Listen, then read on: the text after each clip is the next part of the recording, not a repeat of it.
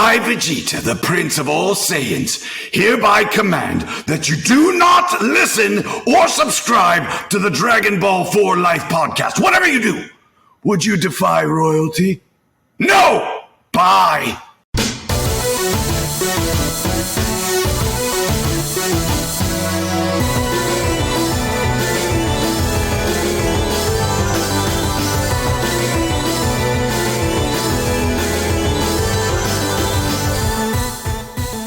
Anime, we have your attention, please, and welcome to another episode of Dragon Ball 4 Life, where you come for the content, but you stay for the culture. And today, Trav, we talking about culture like Chi-Chi whipping up some Chi-Chi.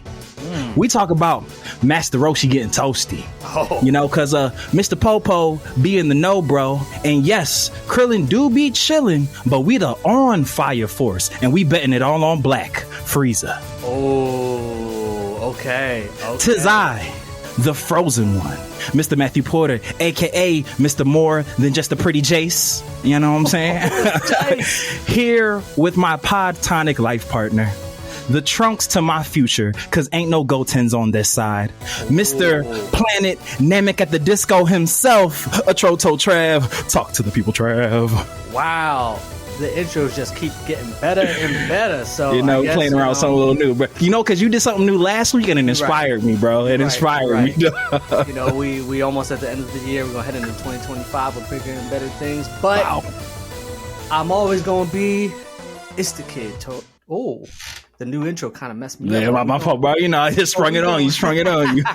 Nah, it's the kid. Troll told Trav, and you know what? I just gotta check my levels real quick because. Do it. Are we live? Like a saying, I say this with pride. Lord Beerus knows I've never been a cheater, so that's why I'm forever with one woman like Vegeta. Woo! And today, we are on our next installment of Fans for Life. This one is a different side because you're switching it up. This artist has not been discovered yet by Toriyama or Tagashi or somebody that is manifest. We hope one day he is. Putting it out there. But, Mr. Porter, yes, sir. You stumbled upon this artist, so give the people a little bit of backstory of how you found him and what we will be covering for today. I got you, my good brother. So I don't remember how I found this. I want to say, I'm lying.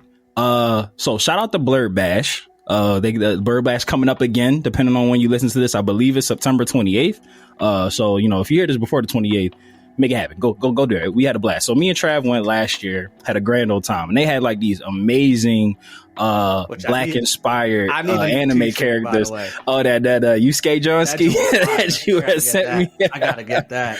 Yeah, that shit do look fire. Just give me a large and I'll vent. No, if I go, bro, I'll 1000% send you out there. So me and Trav went on like an affiliate type of situation with Blurred Bash, and we just were there to like take pictures, kind of cover everything, enjoy the event. And I believe we had talked about it on a previous episode, so we ain't gonna take away from our views and listens. Go back and listen to that episode. But from doing that, you know, we got cued into the algorithms, and I had seen, I don't know if the artist himself made this, and I'll give y'all his name in a second, but I had seen like an animated kind of fan made video of these black samurai looking characters that was like cooking, getting busy with some anime and manga action. It was shifty. Yeah, bro. This shit was fire. So I had sent it to Trav and everything, and I was like, yo, like, I don't know what this is, but this shit seems dope. And, you know, because Trav be the man on the inside with the inside scoops. He did a little bit more deep digging into it, and we found out that this was a self-started manga, an American-made manga. You actually read it from left to right, which threw me off. Not gonna hold you. When I read episode 1, I started reading it the other way, and I was like, "Oh shit!" Back to OG comic book reading. In fact, it's definitely it's an American manga, very comic book related heavy, made by one Quintin Dorsey. Yes, shout outs to him. Air horns all around. We're gonna put his contact information and how you can follow him and support. But he started a Kickstarter and went and made his own comic book. And, you know, fingers crossed that he can get this like made into an anime, because the animation is fire. The concept is fire. This is black. We voting for everybody black. on this Yes, podcast. sir. As you know, just kind of harken back to when we started this way back in 2021, February of 2021.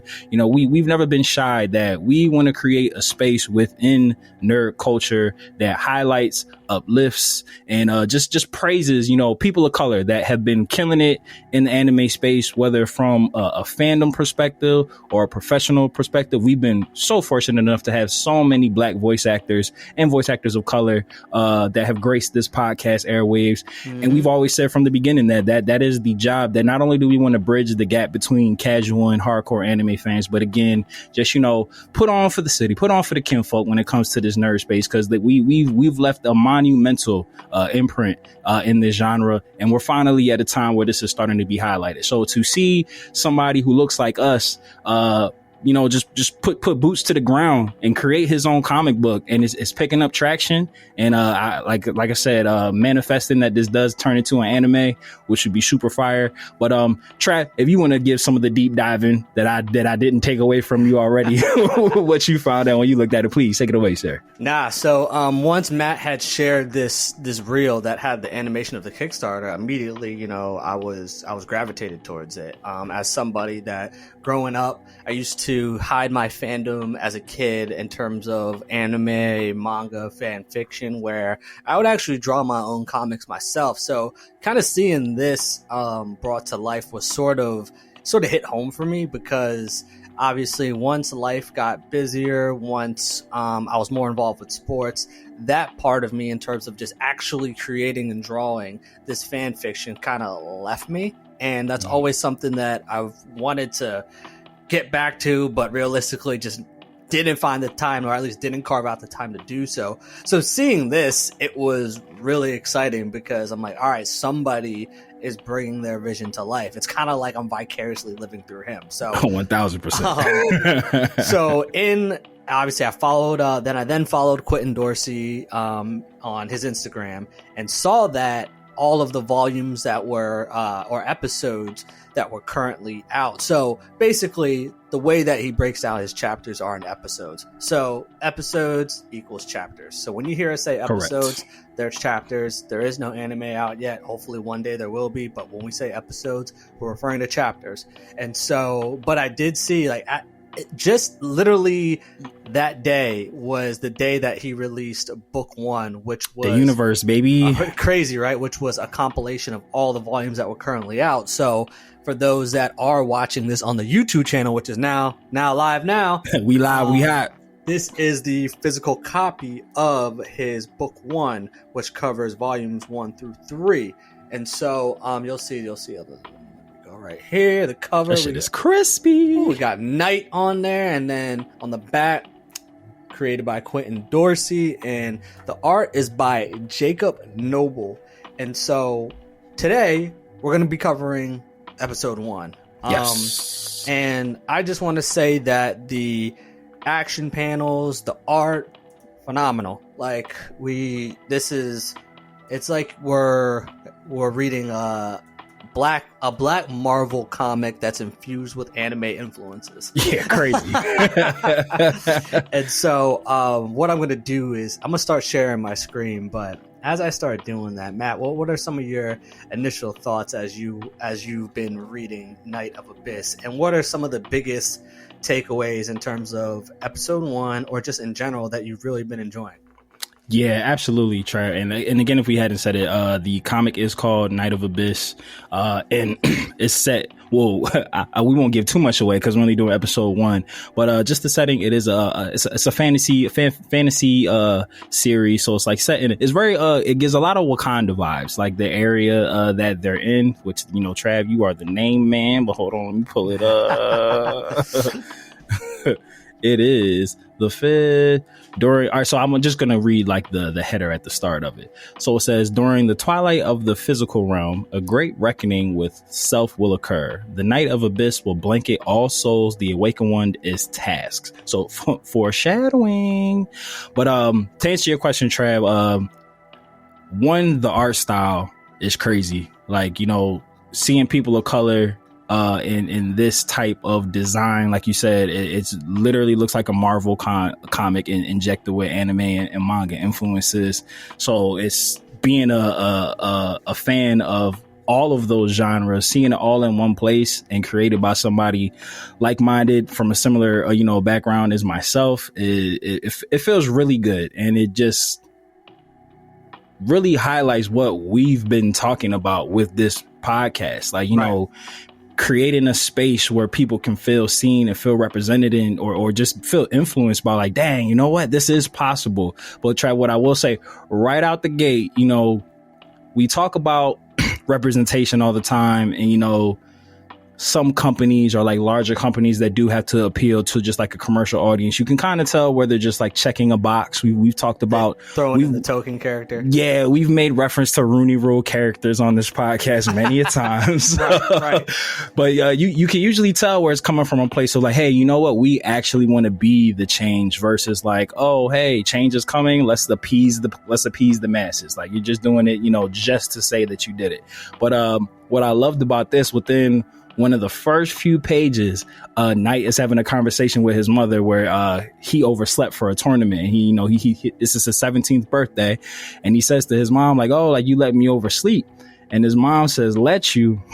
You tried it. And just seeing that, like, sent me over the moon, bro. Like, just seeing like verbiage that Black people use so regularly and just like so fluently. It was just so silky, bro. It was super cathartic moment for me to just see like a Black mom in a comic say you tried it, and it didn't feel forced. It didn't feel fake, because I knew where it was coming from. So it's not, like, I don't want to put a name and get us canceled, but it's not like a big company, just putting in something that's like a hip trend, and then you're just like, you're pandering. Right. Like, this felt authentic, and I loved it. I loved every second I hear. Here's the line right here. Yeah. She's like, you tried it. And just like, I was caught so off guard, but in such a pleasant way. And I was just like, oh, this is what we're doing. Okay. Because it's almost as if like you felt like one of your family members was talking to you in that 1,000%. 1,000%. And to your point that we always see these different shows, these different comics, anything where you see the token character, right? I mean, even in Night of the Dragons, we saw the incorporation of Black characters there, where it's kind of like, well, where were they in Game of Thrones? Like y'all just you combined it. Night of the Dragons. I see what you did. You made a spinoff series. Yeah. He said, we gonna do a House of the Dragon with all Black people. Yeah, Night of the Dragon, baby. Yeah. Name of this episode. Night of the Dragon. Exactly. See, we come up with it right on the spot. Double entendre. Don't ask me out. So it is great to see that we're seeing a predominantly Black cast, because we see one that's sprinkled in here and there, but then it's kind of like, and they usually are just a side character. Yeah. And not even like a side, there's a side character, kind of like ancillary. So seeing them depicted as the main characters, and also even the dialogue as well, that is something that we don't really see, and gotta give major props and kudos to Quintin for really embracing just everything about our culture within, we could tell that, he's a fan of, was probably a fan of Marvel, fan of anime, Definitely.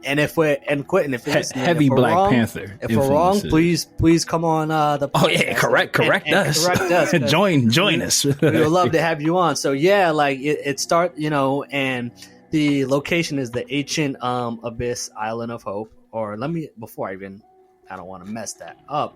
It is the ancient Abyss Island of Hope, which I got it correct. So hey, see, look, the name, man. That's what I'm saying. So, but it seems that this island is about to be infiltrated, and when it says the Awakened One has been tasked, we're gonna assume that it's Knight. Yeah, that was my assumption as well. But it hasn't been revealed yet. So, but this is just our theory. So we start off with it's Knight's 17th birthday. He has a tournament of some sorts that he needs to get to, and immediately you see the outfit he puts on, like a futuristic samurai. Like, love every second of it. Like, I am loving the fit, loving like the double katana action. Like, so you can see, all right, he about to be about that action. Let's see what Knight is about to get into. And so goes to the ancient annual village tournament, And then how about the interaction where his pops, where he shows up? But actually, before we even get to there, we get this dope panel where these are fire, bro. These are the people that are gonna be infiltrating the island later on in the chapter. But we get a little preview of them. Are you I wouldn't say I'm burying the lead, but are you getting the sense that, you know, this might be a relative? He looks very. I'm saying, like, him and Knight have some similarities. Yeah, I don't remember if it's towards the bottom of the episode 1 or in episode 2, so I won't say too much in case it's there, because, you know, we got to make you guys come back for more. But the reason why they're infiltrating is very direct. Like, they're there for a very specific reason. And it just leads me to believe that, like, oh, you knew where this was, where you were going. You like, have a target in mind. You have yeah.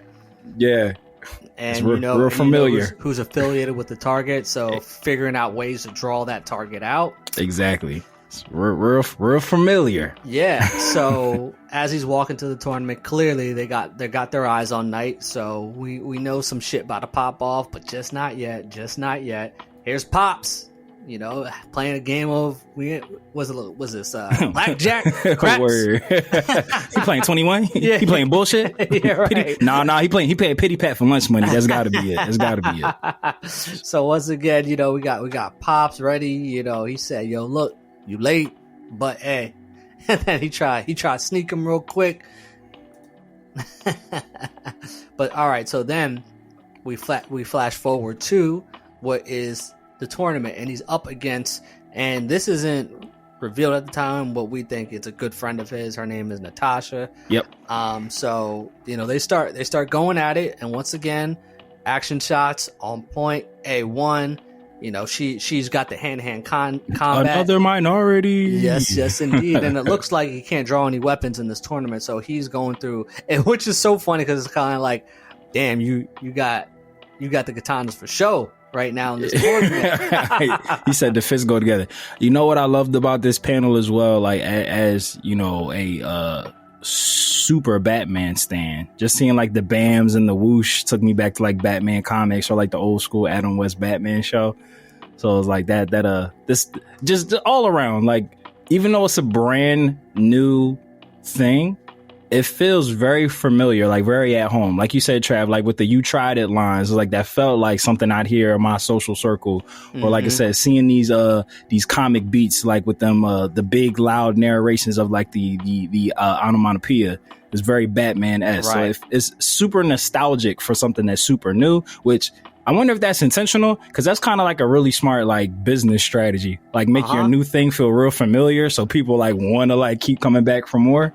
And whenever, and I'm not going to say if, I'm going to say whenever this gets picked up, I would love for the score to be done by like Flying Lotus. That'd be fire. Yeah, that'd be fire. I mean, we've already seen Flying Lotus do work with anime before, so get a little Flying Lotus, some why is his name blanking in my head?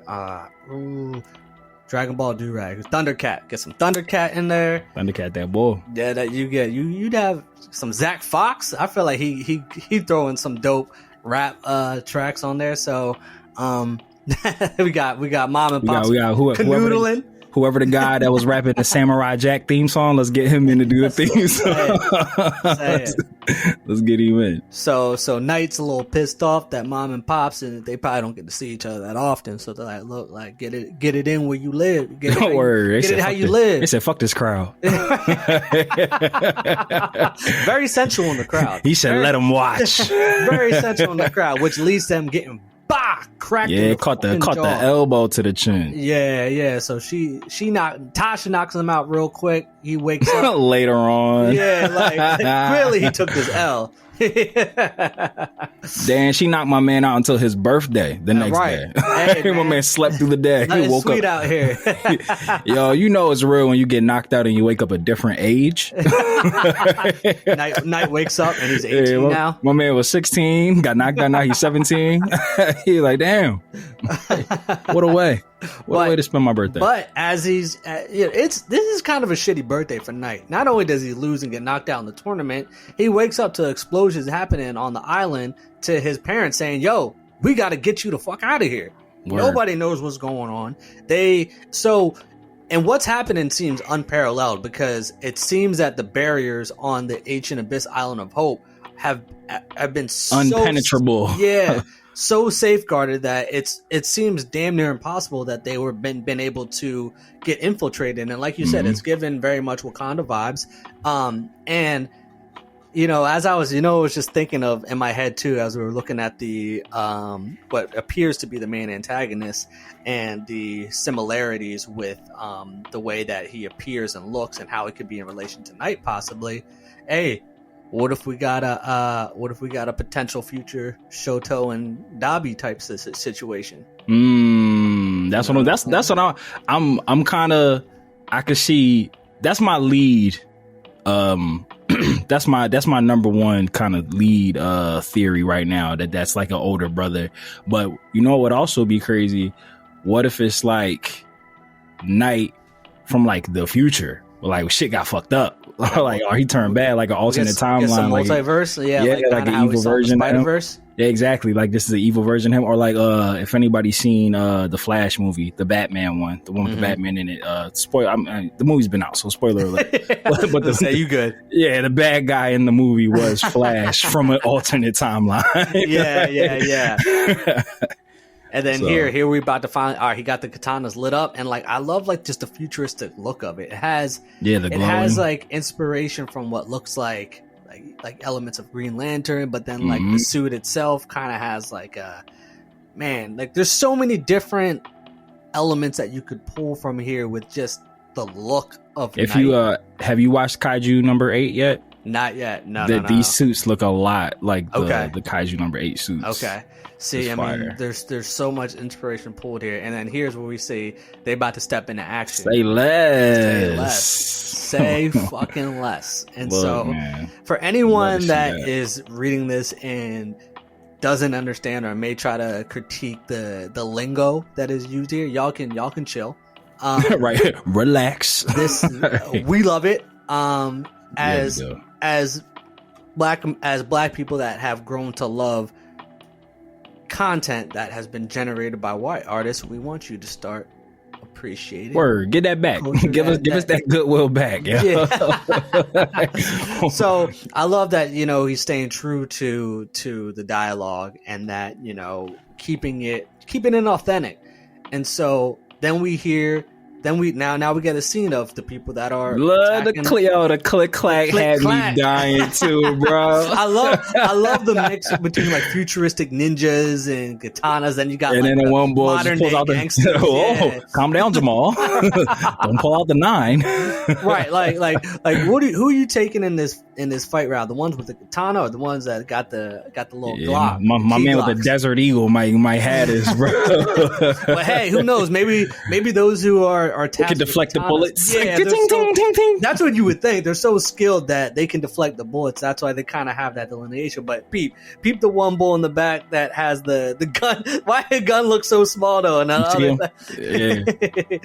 Look, my man he said, yeah, y'all got that standard issue. That's cool, but right. Listen, y'all leave first. He said, extendo. I'm gonna stand back here, and then when they come up, I'm gonna turn the corner and bow.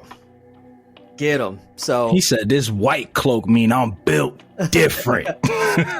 They thought that they were about to, come in and set shit on fire until Knight and Tasha said, Good old the handy dandy smoke grenade. Yep. Listen, the smoke grenade, whether it's done by the actual device or technique, is always going to be useful in all been catching villains off guard since the 80s. There has not yet been a villain or somebody that has figured out how to counter the smoke.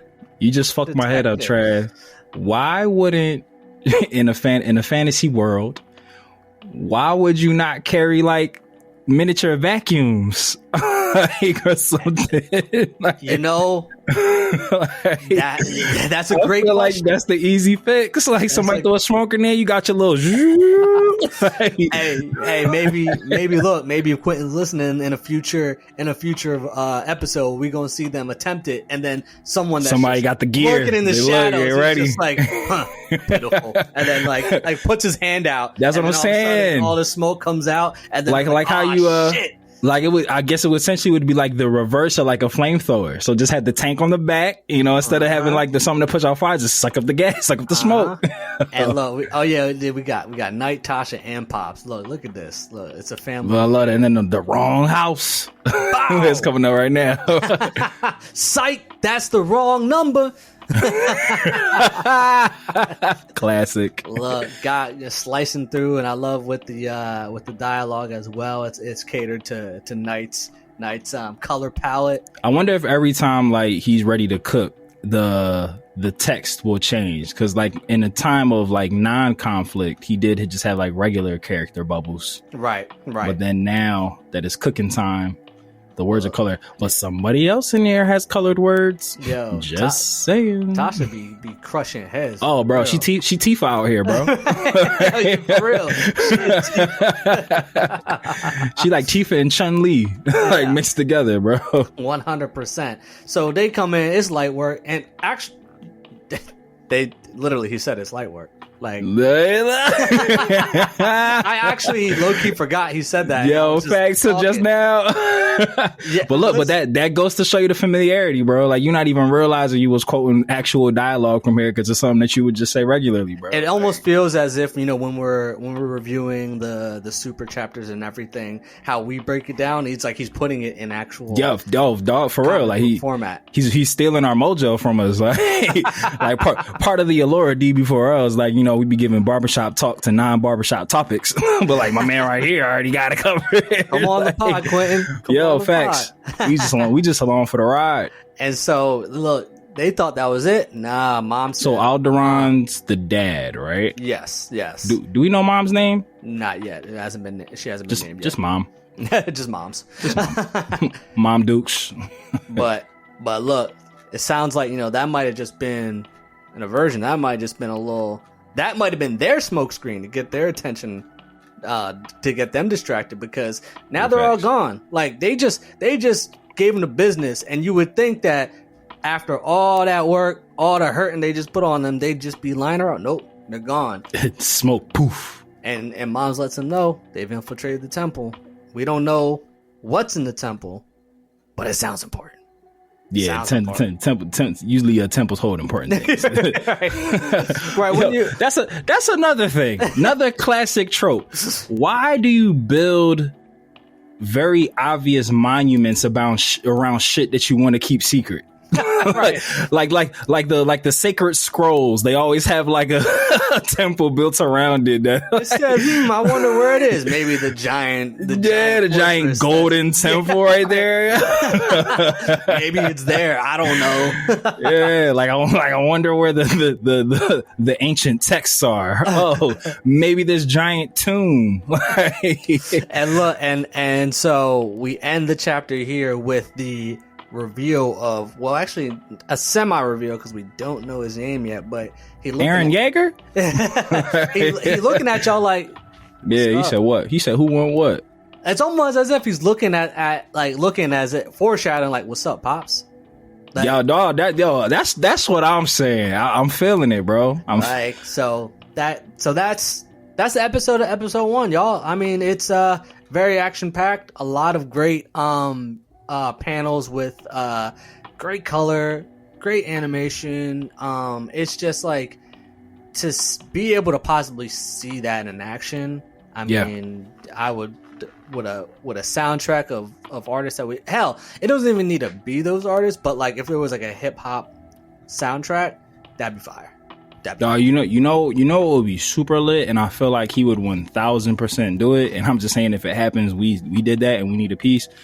I feel like Ryan Coogler could do for this like what he did for Black Panther. Like I feel like, oh hell yeah, if he like, I feel like that'd be dope for him to do. Like he's been doing movies for so long, like to try something different, like do like television. He should do an animation. That's what I'm saying, like an animated TV show, like directed by him. Because it's like, because I'm looking at these panels. I mean, think of Invincible. Think of how popular Invincible was. Like you could you could go like a route like that.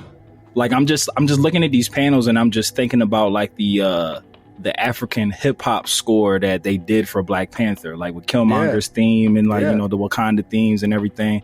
I could definitely see some like, you know, the RZA with some black Japanese mix, like doing the soundtrack, something, and bro. How heavily influenced Wu-Tang was by Japanese culture. So that's what I'm saying. Like, look, bro, the pieces are here. Yeah, there's a template for this to be great, and so 1000%. But yeah, that was episode 1 of Fans for Life of Night of Abyss. We're gonna be covering episode 2 next week. Yep. But I want to say, you know, entertaining start. It was really good to see characters that look like us in action. It was almost as if young Trav was living his vision and dreams of black superheroes come to life. But not just like black superheroes, but like those are like more so that are like inspired by, you can tell he was inspired by anime. And seeing that was just, I'm like, look, we gonna keep covering this. We gonna keep supporting, and y'all need to do the same. And for those that are wondering, all right, well, where can I find Night of Abyss? Well, Quintin Dorsey's Instagram is K_O_ABYSS.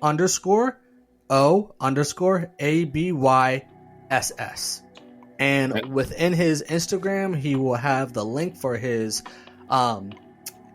Night of Abyss, where you can read it online. You can also go onto his site and purchase the books. Actually, when I went to check it yesterday, them bad boys were sold out. So Quentin, you might need to restock. So yeah, but go follow him on Instagram to keep up to date on Night of the Abyss, and you can keep listening to us because we're gonna keep covering it as long as he keeps putting it out. But big facts, Mr. Big Porter, facts. what else you got to say about episode 1 and just Night of Abyss in general?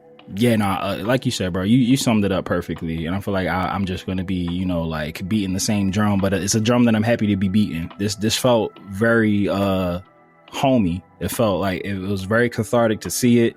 Like you said, bro, like this checked off a box that little Matt, you know, being an anime fan, you know, just like being so. I can vividly remember ever even watching GT, because you know, like the toy releases with that was so erratic, like in America. Right. But I just remember before even watching GT, just knowing that Oob was a character, and just knowing like, oh shit, there's a black character in Dragon Ball. Like this is crazy. Like just knowing that, not knowing like who he was, why he was. We didn't even know relevant. like what ethnicity either. Exactly. He just had a darker skin tone.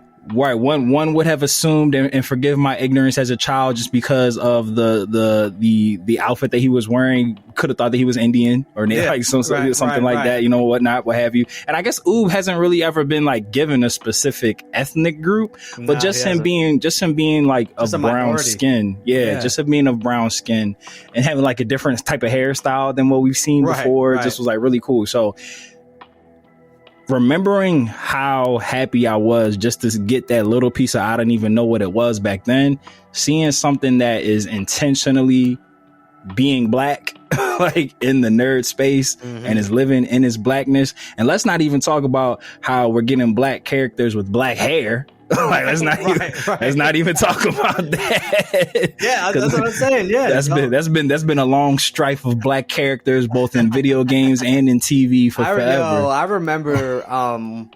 I mean, the last Dragon Age game. I remember when I was creating my character. I'm like, yo, I want to give my dude a Caesar. Like, yo, that's the only Caesars or like dreadlocks. Like your only two choices. So you like kind of have to like make them more like medieval-fied or whatever it is. Yeah. So I'm hoping that, I mean, but also I love Dragon Age. So whenever that new one comes out, I'm definitely copping. But like, if y'all could just have a set where I have a fade, or like, or at least can I get the fade into the beard? Can I do that? That's what I'm saying. Like I know there's sharp. What's up with a curly top? What's up with a curly top, bro? Yeah, that's what I'm saying. Like you can like take a blade and line it up. Like, yeah, come on. facts, big facts. But we'll obviously put all of Quintin's information, or everybody who's involved with this amazing comic. We'll put all of their information in the episode description below. I know that this was created from a Kickstarter. At this time of this recording, I do not know off the top of my head if it is still active, but assuming that it is, we'll definitely put the link for that in here as well. Because we want to pour love, support, and monetary, value where we can, just to help this grow. It's already taken off. Like like I said, this was fed to me through the algorithms, and then Trav looked more into it, so it's definitely picking up traction. But it's gonna be up to us. It's gonna be up to all of us to push it across the finish line. And that's what we're here for. Yes, that's sir. what we're here for. Because if we get one in the room, anybody can get in the room. Like, we all here to support. That's hey, 1,000%. But brother Chad, do you have any final words of wisdom before we close this bad boy out? Say less.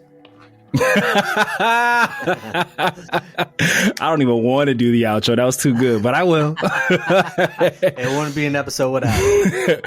Well, lifers, we call you guys the lifers because you quite literally put the L into DB4L, but we know that we can't grow this spirit bomb without you. So lend us your energy by way of likes, subscribes, 5 to 7 star reviews if that's possible. Follow us on Instagram, YouTube, Twitter, Facebook. I believe we're other places and all that jazz. And the easiest way to do that is by clicking the all-powerful link tree of might in the episode description below, which is also where we'll be putting all of Quintin and everybody who was involved in Night of the Abyss's information in that description below as well. And like we always say here in the Kame house that Toriyama built, whether you watch it or you read it, we all need it. So open up your nerd eye and we will see you next time on Dragon Ball for Life. Dodon Ray. Pow. Shout outs to super producer Mikey and Dragon Ball GT. We love you, Mikey. And shout outs to Yali. All caps. And the Ray. And Layla. We out. Later, nerds. Peace. Mortals, listen up. It's your god of destruction, Beerus here. Subscribe and follow the Dragon Ball for Life podcast, or else you shall be erased from existence. Hakai.